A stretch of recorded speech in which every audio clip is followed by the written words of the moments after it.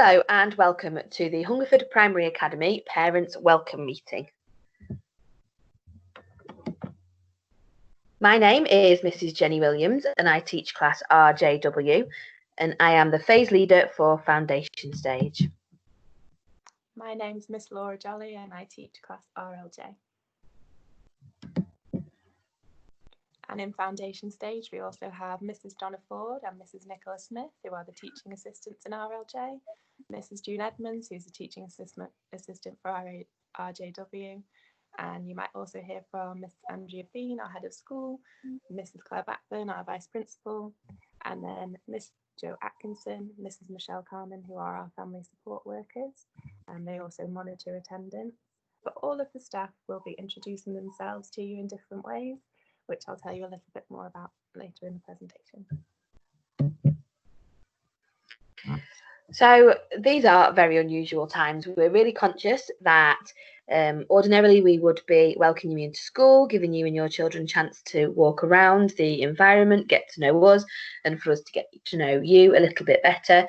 We know that this will be something that is making lots of people anxious, and we want to try our very best to make sure that everybody has a really positive start to Hungerford. We know that some children currently aren't in their usual routines and they're possibly not attending their usual settings or activities. So we're going to do a couple of different things to try and make sure that this transition is as smooth as it possibly can be. So the children's class teachers will be carrying out phone calls to each of you to discuss any concerns you might have and to try and answer any questions. This will give us the opportunity to get to know you and your child as best we can while we're unable to meet face to face. We'll be suggesting some different activities that you could use at home to help this transition, and we're going to be sending through a child-friendly booklet with photos of the areas in school to help you and your child become familiar with the environment. Tapestry is a website and it can also be used as an app on phones and tablets, and it's the online learning journal that we use to document the children's learning. So you'll be able to see photos and descriptions of what your child's been learning, the things they've been up to at school, because I know sometimes they come home, they don't tell you an awful lot. This year we wanted to set it up earlier because it also allows you to upload photos and comments from home, and we're trying to use Tapestry to help support your child's transition. So you'll be getting an email in the next week with instructions on how to set it up, and then we can then add videos of the staff so they can introduce themselves to you. And we thought it also might be nice to have some story times with the staff reading some stories. It's something that the reception children who are still at home at the moment have really enjoyed, and we thought we might like to share it with you too. And we'll let you know some other ways that we might be able to use Tapestry together when it's all set up and running. So the arrangements for September. Currently, we're hoping that school will be back to normal in September. And if that is the case, what will happen is Wednesday the 2nd of September, the children will be with us from 10:30 until 12. Thursday the 3rd of September, the children are with us from 9 a.m. to 12 p.m, just before lunch. And on Friday the 4th of September, children are with us from 8:45, which is our normal start time, until 1 p.m, which is just after lunch. So they'll eat with us on that day. Then the week commencing Monday the 7th of September, the children will be in full time from 8:45 a.m. till 3:10 p.m. These arrangements are subject to change, unfortunately, according to government guidance. What we'll do is keep you regularly updated. So if there's any changes to anything at all, we'll make sure you get that information. What we're going to do now is talk to you about what reception will be like in September if we are all back and all back to normal. So bearing in mind, what we're hoping to do is to make sure you get a picture of what everyday life will be like if everything is back to normal. So if everything is as normal, the doors will open at 8:45 and they'll be closed at 9. So if you're arriving at school after this time, you will need to go to the office. And when you come into school in the morning, the staff will always be there on the door to welcome the children and to answer any quick questions or take any messages about things that may have come up. We're more than happy to talk to you at drop off and pick up, but if it's something you think might need a bit of a longer conversation, then we just ask that you let us see the other children in or out of school first. That way we know they're safe and we can give you our full attention. We know it can be hard, especially if they're a bit upset, but We ask that you do let them come in by themselves. We'll have the staff there, they'll be there to comfort them, they'll be there to get them involved with whatever we're doing, and you'll be able to see on Tapestry that they are getting involved and that they are okay. And can we also just ask that the children don't play with the things that we've set up in the morning? They'll get plenty of opportunities to play with them during the day.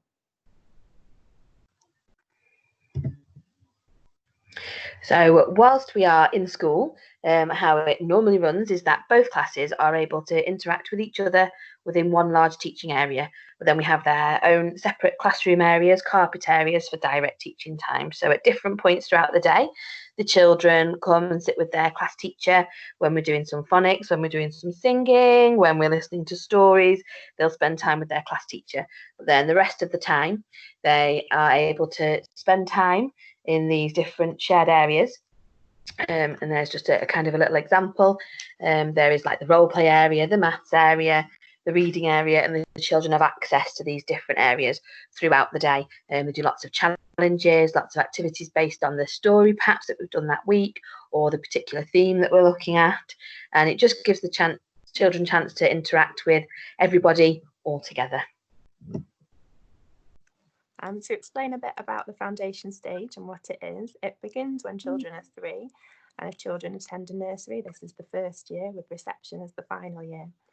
The goal of learning in this stage is to give the children the skills that they're going to need for the rest of their time at school, and to give them a strong foundation for their future learning. It's a really great stage because we see such a massive change in their learning, and it's just amazing to see how much can change in just that single school year. The learning and foundation stage is split up into 7 different areas. The prime areas of communication and language, physical development, and personal, social, and emotional development are very important in the early years, and we spend a lot of time focused on these, especially at the beginning of the year, before we then introduce the specific areas of literacy, maths, understanding of the world, which is a bit like science for the early years, and expressive arts and design. So in a typical week, we often start with a topic or a theme or a story, and lots of our activities, the reading and work that we do throughout the week is then linked to that particular theme or story. So every day we have English, maths and phonics sessions. We have weekly English sessions focused on motor skills for writing, and it's one of our favourite times of the week, and it's something that we found last year made massive improvements to the children's fine motor skills, to their listening skills. We change reading books and listen to the children read their books and keywords, and that's done at least twice a week, where the children do that in school. So the topics that we look at through the weeks are planned through the children's interests. So if we're finding out about space and the children are really interested in stars, we might then spend the next week looking at that. And if we are learning about animals and they really want to know about animals that come out at night time, then that might be the next week's learning and activities.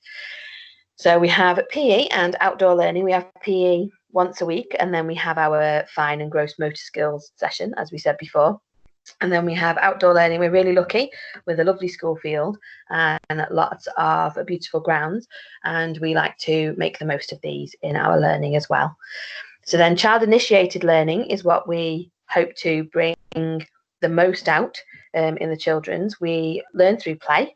It's really important that the children have that independent time to revisit what we've talked about in those directed sessions, to play together, to communicate with each other about what they've learned so far, and to share their understanding. And we have specific activities that stay out all week, which are based on that week's learning. Getting to school, we encourage everybody to walk if they can, or to cycle or come on a scooter. Parking can be a challenge, as you'll not be able to park on the school car park, so it can get very busy. And please do take care when parking on the roads around school. Our school council and the police have been out looking at parking and making sure everyone is parking safely. To help with parking, you can also access walking bus, so the children walk in a group supervised by school staff, and they can be dropped off and picked up a short distance from school. If you'd like to know more, you can get in touch with the office. They'll be able to give you more information and can put your name down if you think it's something that you would like to use. The school day starts at 8:45, as we said, and ends at 3:10 to give you time to go and pick up siblings at 3:15 if you need to. And please do let us know if it's going to be a different adult picking up. We'll very quickly get to know grandparents and childminders, but if we've not been previously informed, then you will be getting a phone call just to check in with you. So school uniform in reception is required. Any uniform in terms of where it's from is absolutely fine. We do have branded school uniform that can be bought from the school shop direct at Windsor's World of Shoes. There is a school uniform policy which is on the school website, which you are able to look at. So we have blue t-shirts, grey trousers or skirts, and navy jumpers or cardigans. They don't have to be the school branded ones. Any bought from supermarkets or online are absolutely fine. But if you want the branded ones, then it is Windsor's World of Shoes that you can get those from. We cannot stress enough how necessary it is to make sure that names are in absolutely everything. T-shirts and dresses and skirts and trousers, sometimes even socks and jumpers, because it's incredibly difficult when there's lots of age 4 to 5 Georgia Asda jumpers to try and pick out which specific one belongs to which specific child if they've not got names in. So please do make sure that you put names in everything so that we can get everything that belongs to you back to you at the end of the day. Sending a coat in every day because where possible we'll try and do lots of learning outside, so making sure even on a sunny day we've got a little raincoat in a bag or a book bag. Sensible shoes that are full shoes without a heel are best, and they are black shoes, preferably not trainers as well. No jewellery, so studs are allowed but no hoops, no necklaces, and no bracelets for health and safety reasons. PE kits can be left in school, and PE kit is black shorts and a white t-shirt and PE pumps or trainers, and they can stay in school for the half term, and then at the end of each half term, unless there's something drastically gone wrong with it, then we'll send them home to you to be washed to come back into school. And then for outdoor learning, if we're planning on a particularly long or messy session outside, we will ask you to send Wellington boots into school. Breakfast and after school club are available, and they're run by our school staff. Breakfast club runs from 7:30 or 8 o'clock until 5 to 9, when the breakfast club staff will bring the children to their classrooms, and after school club is from 3:10 until 5 to 6. The children will get breakfast in the morning and a snack tea after school club. If you think you will need a place, then contact school as soon as you can, because the places are limited. So universal infant free school meals are for all children in reception year 1 and year 2. And what that means is that each day your child is eligible for a free meal at school. So there is normally a hot lunch, so there's normally a meat and a vegetarian option each day, a jacket potato option each day, so that's 3 hot options, and then a sandwich of either ham, cheese, egg or tuna to choose from. Menu choices are made daily, and there's a 3-week alternating menu, so you can let us know in the morning on your way in. You get provided with the menu. You can say, oh, she wants a jacket potato today, or can we have the tuna pasta bake today please, or the children can choose for themselves as they sit down at the carpet. You can choose, if you want to, instead of the universal free school meals, to send in a packed lunch. You don't have to choose at the start of the week. You can choose on the day. If there's not any particular option your child is fond of, then a packed lunch is absolutely fine to bring in if you have hot dinners the rest of the time. Lunch boxes need to be named, and we ask please no rucksacks, because we just don't have the space in school to keep rucksacks for each child. So children eat lunch in the hall, and teachers and welfare supervisors are on hand to help the children. We have the same ladies who come to us each lunchtime. The children know them really well, and we are always there, the teaching staff, at the beginning of lunch to get the children settled, to make sure that dinner's chopped up, that the children are ready and settled to eat. And then there's a snack of milk daily, and fruit daily is also provided free of charge for each child. We'll be emailing out forms for you to complete and email back. if you do have any problems with it, then get in touch and we will help you with them. Please do put as many contacts as you can on the data forms, and just make sure that we have phone numbers that are kept up to date, especially mobile and work numbers, just so that we have as many people as possible that we could contact if we need to get in touch with you. And we also need to have a copy of the children's birth certificate. So when you are able to come into school, if you could bring a copy, or you can bring the birth certificate and we'll photocopy it and give it straight back to you. And as Mrs. Williams said, we will be contacting you for home visits over the phone. The number that comes up when we ring you is different to the school number, just so you know that is us calling when you see the 0845 number. So finally, communicating with you is obviously really important this time to make sure that you feel comfortable, that you feel confident about your children starting school with us in September.